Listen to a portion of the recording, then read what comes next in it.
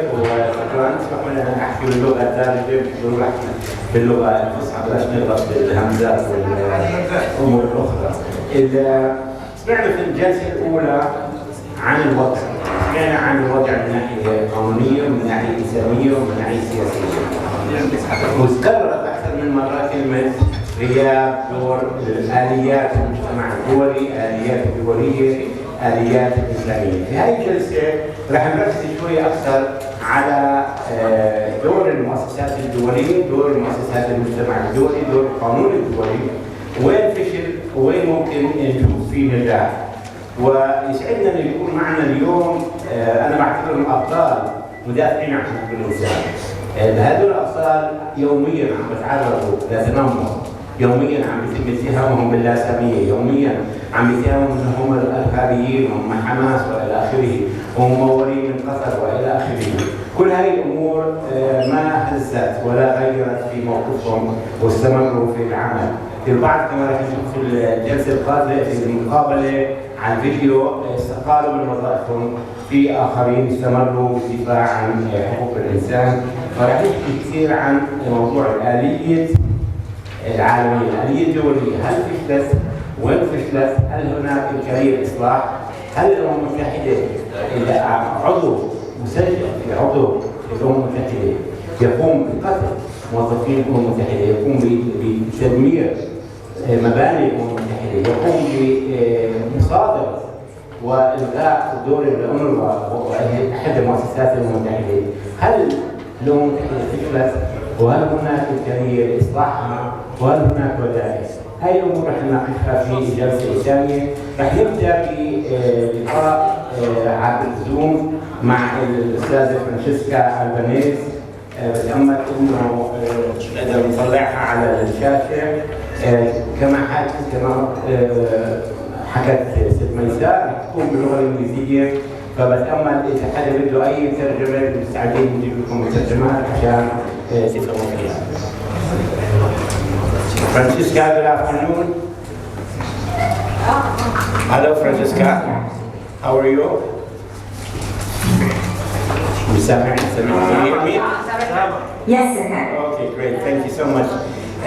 Francesca, since the beginning of the war in Gaza, you as a special rapporteur of the occupied Palestinian territories have covered continuously war crimes committed against civilians, children, journalists, hospitals, and places of worship.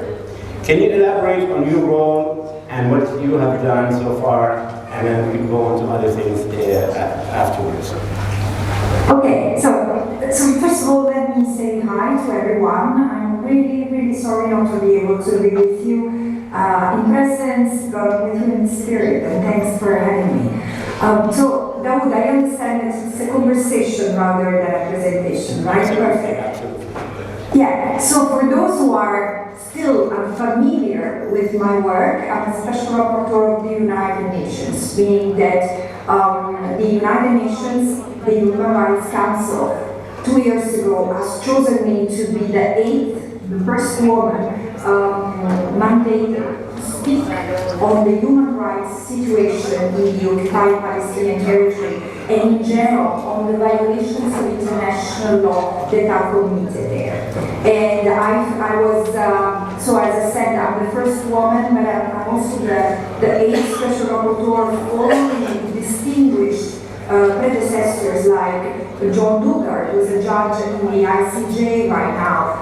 So was a judge, is part of the Palestine defense team, the South African defense team in the proceedings against Israel for the genocide case. Professor Richard Falk and Professor Michael Leek. So it's a very prestigious and honorable task I took on.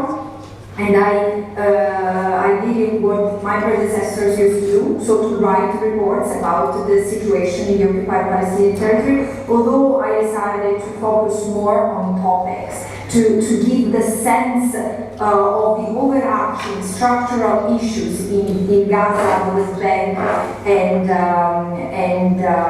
East Jerusalem, but also, differently from my predecessors, highly engaged constantly with the outside world, meaning outside to the UN. And so civil society, academia, and the media. Francesca, I think you need to explain to some people, and I said before you came on, that you have been bullied, they've been trying to call you anti-Semitic, terrorist, Hamas supporter, whatever. Can you tell our audience a little bit about the position? You're a volunteer, you're not a member of the UN, you don't belong to any organization. Can you explain a bit more about your position so people understand why they're still bullying you even though you're not an official of the UN? Well, actually, special rapporteurs are really high ranks in the UN, in the sense that when we go to a country, for example, it's expected by protocol that we meet with the foreign ministers, and because we have the rank of Assistant Secretary General, Under Secretary General. So it's a very prestigious responsibility. However, it's unpaid because we are not officials, in the sense we are not employees of the United Nations. So we are like ambassadors of the United Nations, but without ambassadorial functions, because our role is to document objectively what happens on the ground and speak within the limits of our code of conduct of what we see. So these grants are more independent. Of course, we need to keep our own jobs, and I still work for organizations based in Jordan and some universities, but of course these past 14 months have taken everything, I put everything on my desk, sort of a secondary position because of the gravity, of the extreme gravity of the situation in the occupied Palestinian territory, in Gaza and beyond. Look, I don't want to really overemphasize the bullyism against me, because what happens to me is an inch of what anyone who tries to advocate and bring justice and respect for human rights in the context of Palestine or Israel-Palestine face the same.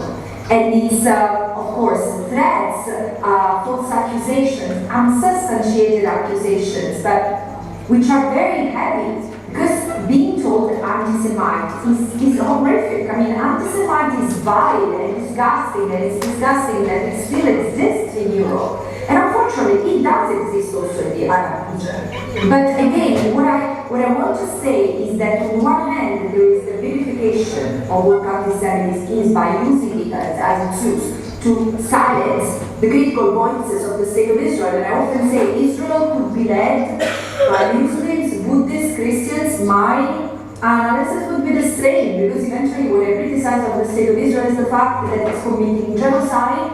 It has maintained the longest military occupation in order to grab land from the Palestinians in modern history, and it maintains an apartheid regime.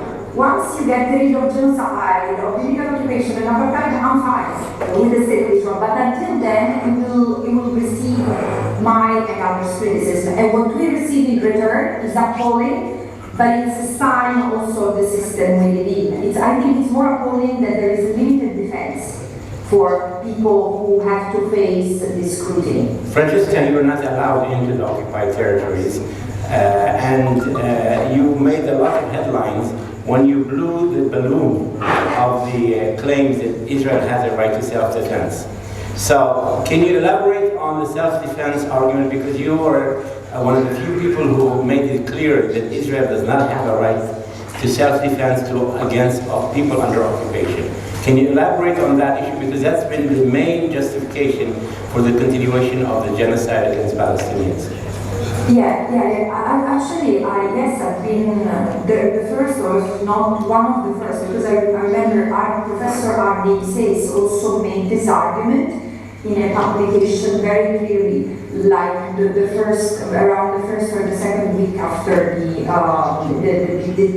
latest assault on Gaza had started. For me, the starting day with the severity, but the moment I start seeing the signs of a genocide is the 9th of October. When the orders to separate, to cut every form of livelihood to Gaza is given. However, yes, I've said self-defense doesn't equate to protection. Of course, the state of Israel is a sovereign state recognized by the United Nations, and as such is entitled to protection. It has the right and self-defense in principle. I mean, everyone has the right to invoke self-defense, meaning to use war, to use force to defend itself under two circumstances, though. When the use of force is authorized by the Security Council, this is not the case, or when there is an imminent threat, an attack or imminent threat of attack from another state. So this is the legal framework. Here, Israel was not attacked by the state of Palestine because the state of Palestine is still under the yoke of Israel's military presence and annexation and fact. Therefore, though it exists as a state, it is a state in captivity, and Israel never claimed attacked by Palestine.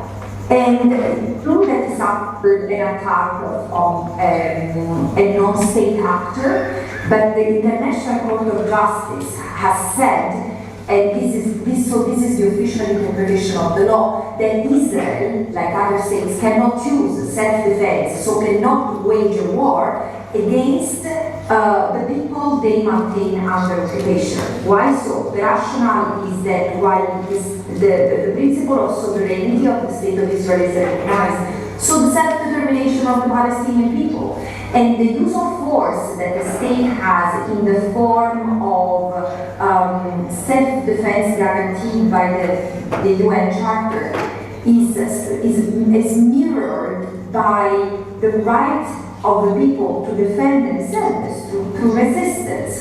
So this is why I said, yes, Israel had the right to protect its territory, so to repel the attack within its border when it was attacked. And one thing is the civilians who were killed, one thing is the army, because the death of the soldier is a tragedy, but it's not an international crime in international law. So yes, the attack was, was criminal to the extent it killed the civilians, and that is it. It didn't entitle Israel to wage a war against Gaza, but all the more, nothing justifies a genocide. Francesca, this session is about impunity, and Greg Lefebvre will speak a little bit after you resigned because he felt the UN system has failed, Palestinians failed, the human rights issues, but you're still part of the UN system. Some people say the UN system has failed. The International Court is so slow against Palestinians, who are very fast against Russians and so on. So do you think the UN system has failed? Do you think it's redeemable? Where do you see chance for changing what we're seeing as a failure of the international community? Look, I think that the United Nations system, the international multilateral order that was born after the Second World War, has definitely failed Palestine. Not once, not twice. I mean, the Palestinian people have been significantly failed by the United Nations as a system, because despite the UN General Assembly, even the European to protect themselves from impunity, and most importantly, to join their self-determination and for Palestinian refugees the right to return in whatever form they want to exercise it. So you asked me about impunity, and I think that the current situation is no doubt the consequence of the exceptional status of the protracted impunity that the international community. But then I will go back to what I mean by international community versus the United Nations has afforded Israel. Israel has systematically and flagrantly violated international law, including Security Council resolutions, including International Court of Justice orders. And it has constantly shown hubris and defiance to national law. Now, like the ICC prosecutor said, if we do not demonstrate our willingness to apply the law equally, if we continue to apply it selectively, we will create the conditions for the complete collapse. And this is what's happening at the moment. So yes, there is a failure of Palestine, but now it's of the extreme. And why so? Because the international community is not made of equal members.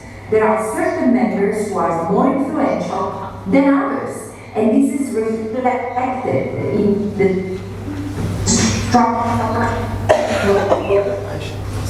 the Security Council, the US is using its power not only to shield Israel, but to enable Israel. I know it's very hard what I'm saying, but it's also very obvious. The United States is providing political, military, economic support to Israel, and today, as we speak, is also